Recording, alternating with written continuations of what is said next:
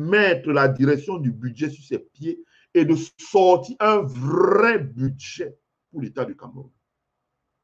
Un budget que lorsque les compagnies d'assurance, les banques, les hommes d'affaires, les cercles d'hommes d'affaires, les chambres de commerce, etc., regardent, chacun doit pouvoir y trouver son compte. Parce que quand vous mettez l'argent dans le capital expenditure, les Ivoiriens ont dit 13 700 milliards. Ils font un peu comme les Américains. C'est normal, leur président, il a étudié ici aux États-Unis, il a une culture anglo-saxonne. Voilà. OK. Omi dit qu'on a présenté la nouvelle loi à l'Assemblée nationale. OK. Quand elle sera votée et promulguée, c'est à ce moment que je ferai mon direct, pas avant. Quand vous avez le capital expenditure budget, là, dans les pays anglo, mais il a été adopté. OK. Il a adopté.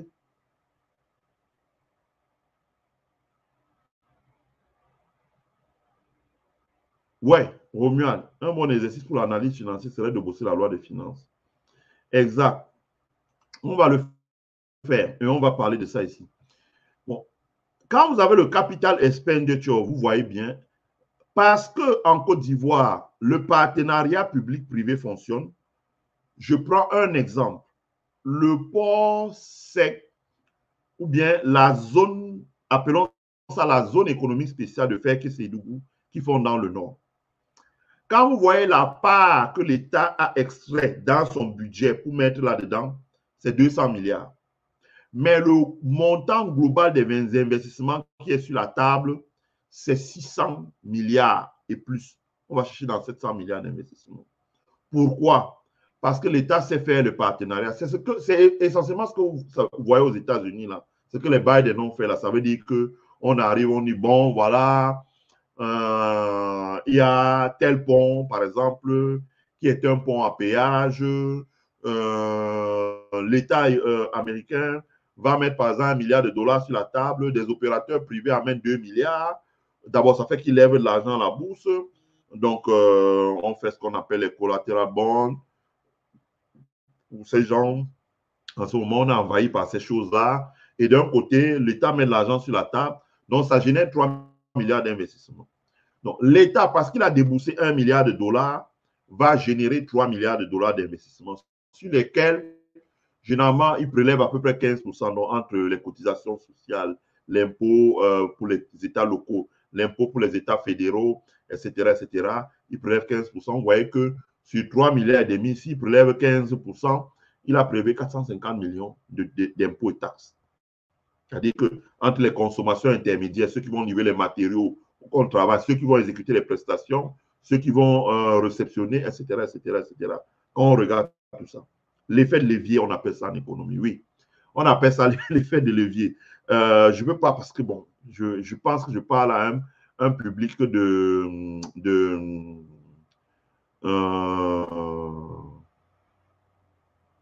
Jean-Paul Monnet, je n'ai pas dit qu'en Côte d'Ivoire, tout va bien. Ce n'est pas ce que je dis.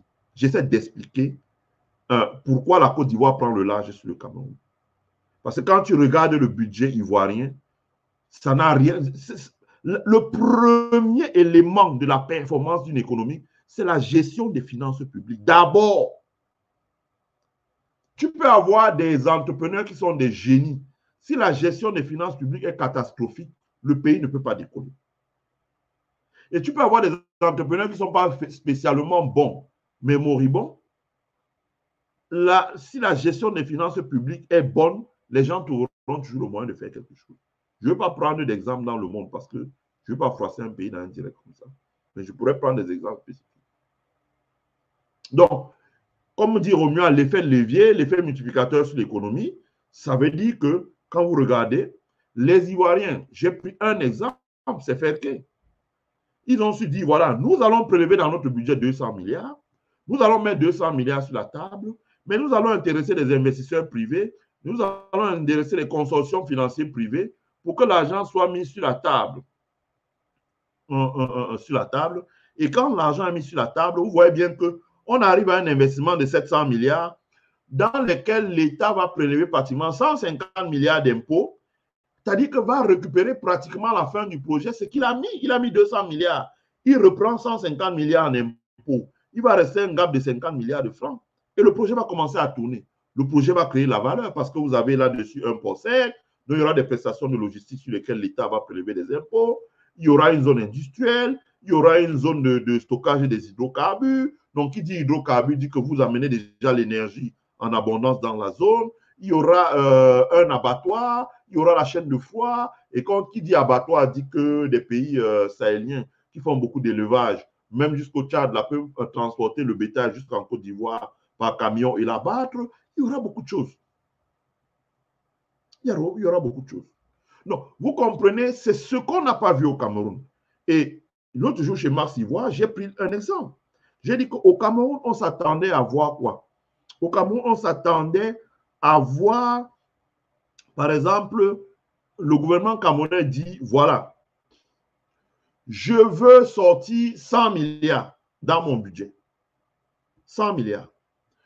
Au lieu de, si on avait réglé la crise anglophone, chaque année, on économise 300 milliards qui part à Pupet dans la zone anglophone et au nord du Cameroun.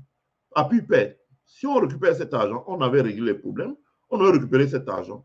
Quand vous récupérez les 300 milliards, vous mettez 100 milliards sur la table. Avec 100 milliards, comme dit mon ami, on fait un montage à effet de levier. Ça veut dire qu'on arrive à dire à des opérateurs privés camerounais et étrangers, écoutez, avec les 100 milliards là, nous cherchons des gens qui vont nous apporter 200 milliards. D'abord, c'est peut-être prélever 50 milliards chez les opérateurs d'hommes d'affaires camerounais, 50 milliards chez un opérateur étranger. Ensuite, l'opérateur étranger doit être un opérateur qui a la possibilité de garantir une levée de fonds de 50 milliards supplémentaires. Et l'État du Cameroun, avec sa signature, peut garantir notre levée de 50 milliards. On se retrouve avec 300 milliards sur la table. Et les 300 milliards, on les affecte au moins dans 3 régions, parce qu'on veut sortir Douala et Yaoundé. On peut les mettre dans la région, par exemple, du sud-ouest, qui n'est pas loin de Douala, qui est à la côte. On peut les mettre dans la région du nord, parce qu'on veut quand même que le septentrion, avec ce qui va se passer dans le Sahel, qui va beaucoup se développer, on veut être présent, on va avoir la capacité de répondre. Et on peut mettre une troisième partie, par exemple, dans la région de l'ouest du Cameroun, par exemple, dans la région de l'ouest. À partir de ce moment, vous dites, avec 100 milliards dans chacune des régions, nous allons construire une centrale thermique, nous allons construire un marché, un grand marché moderne, un vrai grand marché moderne, avec des parkings, etc., etc. 25 milliards, ça le fait. 25 milliards, 30 milliards, ça fait le marché. 30 milliards, ça fait la centrale thermique. 20 milliards, on va faire un port sec, par exemple, un grand port sec. Et 20 milliards, on va faire une zone industrielle. On utilise la logistique du génie militaire. Ça permet que les grands travaux, ce qui coûte cher, le terrassement, machin, soient faits à un franc symbolique et que les entrepreneurs fassent des finitions à un franc symbolique. Donc, à partir du moment où vous dotez des zones, d'une zone industrielle, peut-être sur 500 hectares, vous les dotez d'un port sec, disons une zone industrielle sur 200 hectares, vous les dotez d'un port sec sur 100 hectares, vous les dotez d'un grand marché, vous les dotez avec des infrastructures de stockage et vous les dotez d'une centrale thermique ou solaire, la conséquence immédiate, premièrement, vous augmentez la population. Deuxièmement, vous voyez des entreprises et des établissements de finance ou de microfinance venir s'installer. Troisièmement, les entrepreneurs commencent à augmenter, les recettes fiscales de l'État commencent à augmenter, vous désengorgez rapidement Douala et Yaoundé, etc., etc., etc.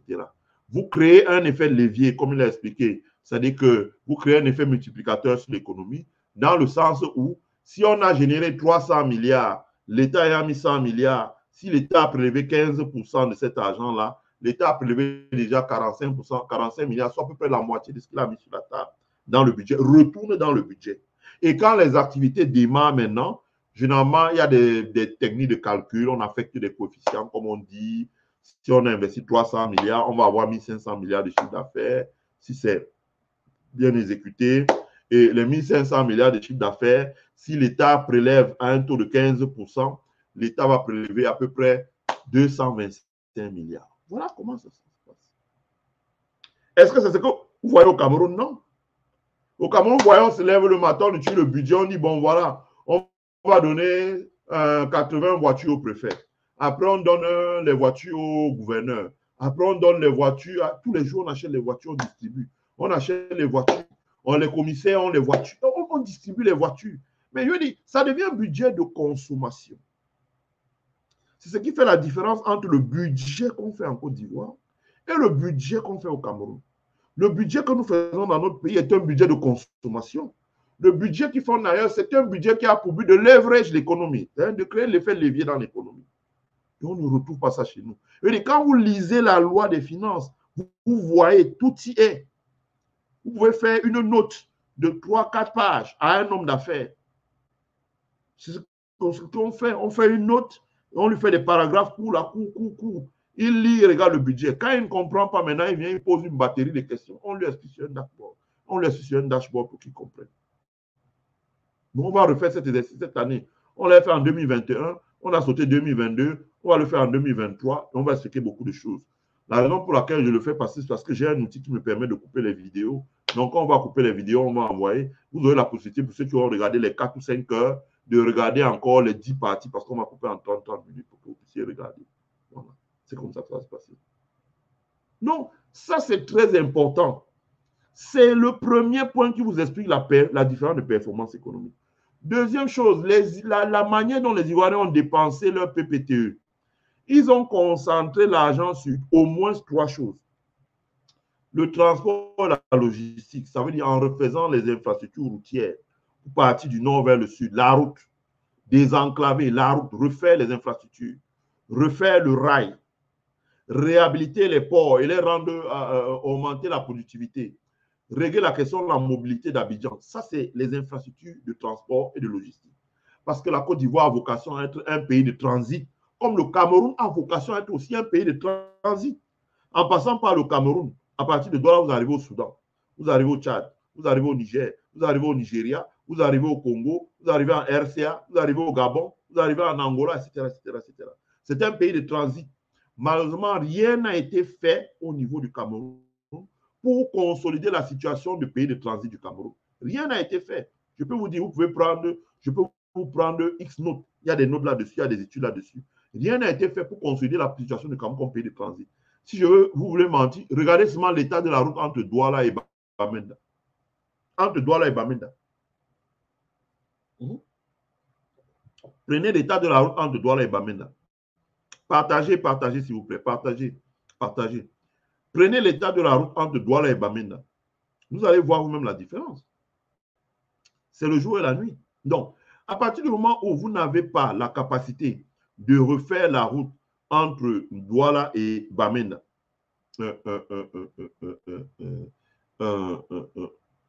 comment voulez-vous que l'économie se développe? Quand on sait que ce sont des grands bassins de production agricole, quand on sait que ce sont des zones qui ont une très forte diaspora, quand vous avez l'aéroport de Bafoussam, de Bamenda, qui sont fermés, alors qu'on sait que ces endroits-là ont une diaspora de moins de 10 millions de personnes, aujourd'hui camerounais, dispersés dans le monde, qui ne peuvent pas venir. Il faut qu'ils arrivent à Douala, qu'ils souffrent le martyre pour arriver chez eux, à Bamenda, où ils sont originaires. Comment vous voulez que le pays se développe? Alors qu'il fallait les ouvrir. La différence, c'est ce que les Ivoiriens ont fait.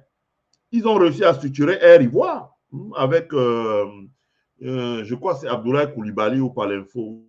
J'ai connu les deux en France à l'époque du président ADO. Donc, je connais bien les deux, mais ça fait longtemps qu'on ne s'est pas vu. Ils ont réussi à structurer Air Ivoire. Donc, parce que Air Ivoire, c'est la logistique. Si vous n'avez pas de compagnie aérienne et que vous comptez sur les compagnies étrangères, c'est eux qui imposent le prix. Mais quand vous avez votre compagnie aérienne, c'est votre compagnie aérienne qui régule les prix. Aujourd'hui, les Ivoiriens ont réussi à faire Air Ivoire, qui opère des vols entre Abidjan et New York. Qui opère, on ne parle même plus d'Abidjan-Paris, là. Le Cameroun, qui à l'époque de Michel Fosso, avait une compagnie qui se préparait, qui avait déjà des vols entre Douala, Dubaï, Douala, Guangzhou, qui se préparait déjà à opérer des vols vers New York, machin. Ce qu'on sait faire le mieux autour de Paul Biya a eu lieu. Ça veut dire que les gens se sont battus à mort pour récupérer là parce qu'ils pensaient qu'il y a à manger et très rapidement, on a vu comment c'est parti en couille. Aujourd'hui, Camer, c'est une société en faillite. On n'en parle plus. 2000 milliards ont été dépensés. Il n'y a ni avion, ni compagnie aérienne, ni rien. Les aéroports sont pourris. Quand en saison de pluie, les toits s'effondrent avec l'eau au sol. Donc, c'est ça qui fait la différence. Si vous êtes un pays de transit, les Ivoiriens ont fait des investissements qui permettait de consolider la situation de leur pays comme pays de transit. Je disais à un jeune petit frère qui s'agitait sur la toile là que, écoute, calme-toi un peu, calme tes ardeurs. Oh, le Mali, c'est les pushistes. Il dit, calme tes ardeurs. Va bien regarder ce que le Mali exporte via le port d'Abidjan de San Pedro. Nous, on regarde ici, là, tous les jours. Fais un petit travail. J'aime pas tous les gens qui viennent s'agiter sur la toile. Et lui-même, aller regarder, il voit ce que le Mali exporte.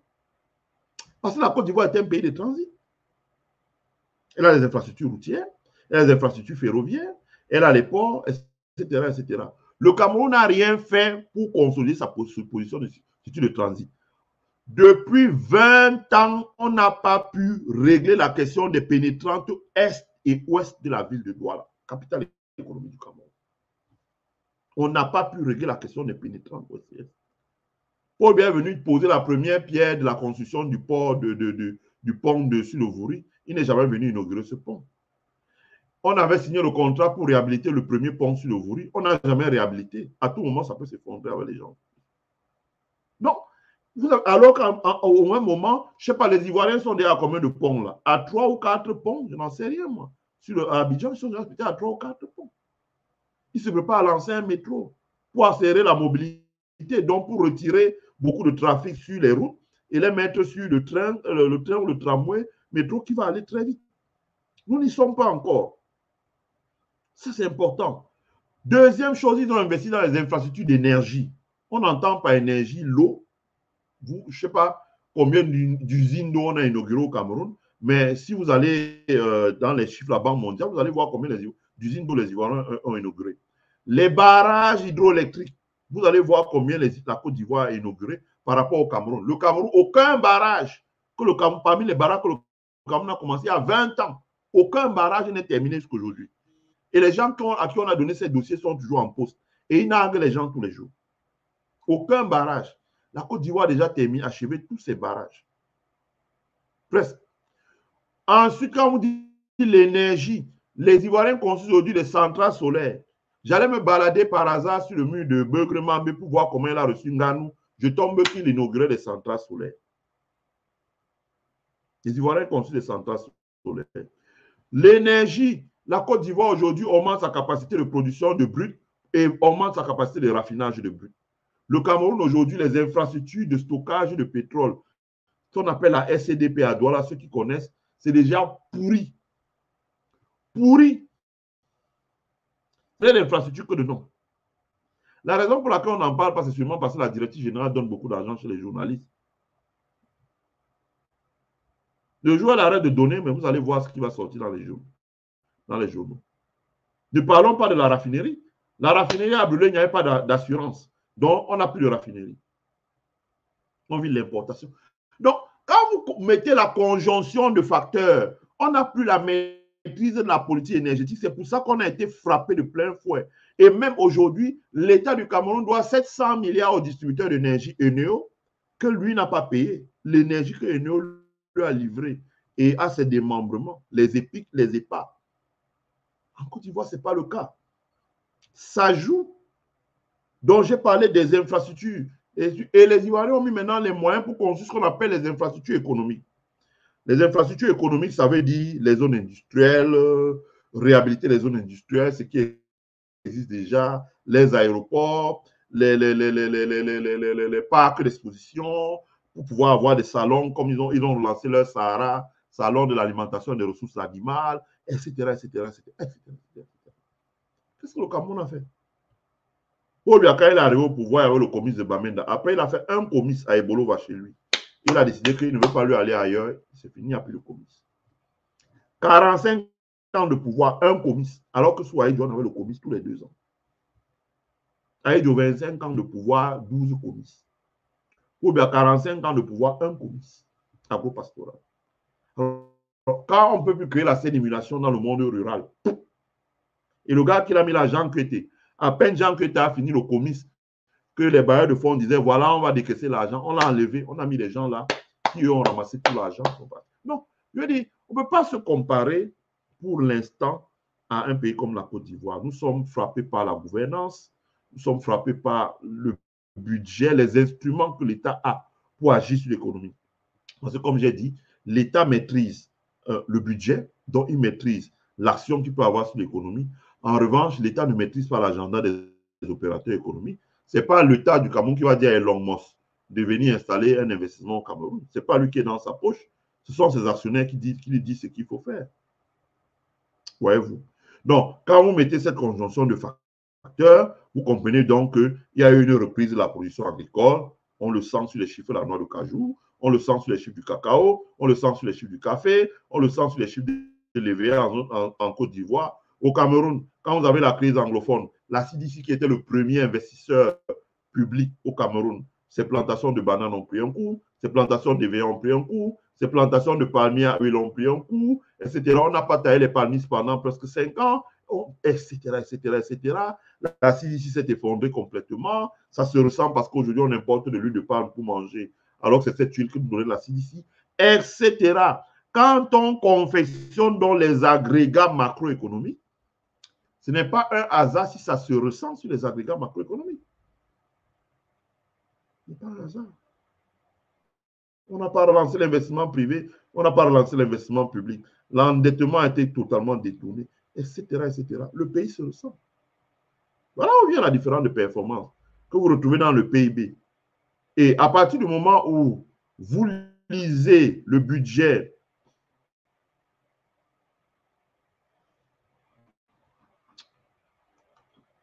oui, qu'est-ce que tu dis, Omi? Pas que tout va bien, mais une étude comparative pour analyser les similitudes, tout en faisant ressortir les performances et l'impact afin de juger là. Voilà, c'est ça, c'est ça. Exact, c'est de ça qu'il s'agit. C'est de ça qu'il s'agit. C'est de ça qu'il s'agit. C'est qu'on ne dit pas que en Côte d'Ivoire, c'est le pas. C'est la difficulté que j'ai quand je dois aller dans ce genre de sujet, c'est que malgré toutes les explications qu'on donne, il y a toujours des gens qui vont dire ah non, tu veux dire que la Côte d'Ivoire, c'est le paradis. 2 minutes, on va t'envoyer une vidéo, on dit regarde le marché d'Adjamé, il y a la boue partout, regarde les jeunes Ivoiriens qui traversent pour aller en Tunisie. On sait ça. D'ailleurs, l'un des arguments que nous on avait produit au président Ouattara, on a dit l'adversaire politique de président Alassane Ouattara, président Gbagbo et président Bédié, l'adversaire politique de cette loi-là, ce n'est pas eux. C'est le taux de fécondité, le taux de natalité, etc., etc. Les enfants naissent tous les jours, il faut bien trouver du travail, il faut bien trouver de l'emploi, il faut bien trouver l'emploi, il faut, etc. Il faut que les investissements viennent. Donc, s'ils perdent le temps dans les querelles encore, et pendant 10 ans, ça va être un désastre et ça va déboucher sur une guerre civile que eux-mêmes qui va les emporter. Quand il dit emporter, c'est mort. Donc, à partir du moment où on fait ça, il faut se donner le temps maintenant. Je crois qu'il doit pouvoir trouver un cadre, c'est ce qu'on disait à l'époque, hein, qu'il doit pouvoir un cadre de concertation pour travailler ensemble d'une manière ou d'une autre pour qu'on puisse commencer, surtout pour la jeunesse. Et c'est le même problème au Cameroun. La jeunesse n'a pas d'emploi. La jeunesse n'a pas d'emploi. Il y a très peu d'emplois. Aller dans les zones rurales, c'est devenu un scandale.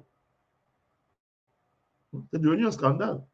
Allez à l'est du Cameroun, là. Vous dites que moi, j'ai un ami ici, là, qui a voulu faire sa maison à l'est du Cameroun. Il a envoyé les gars sont allés là-bas.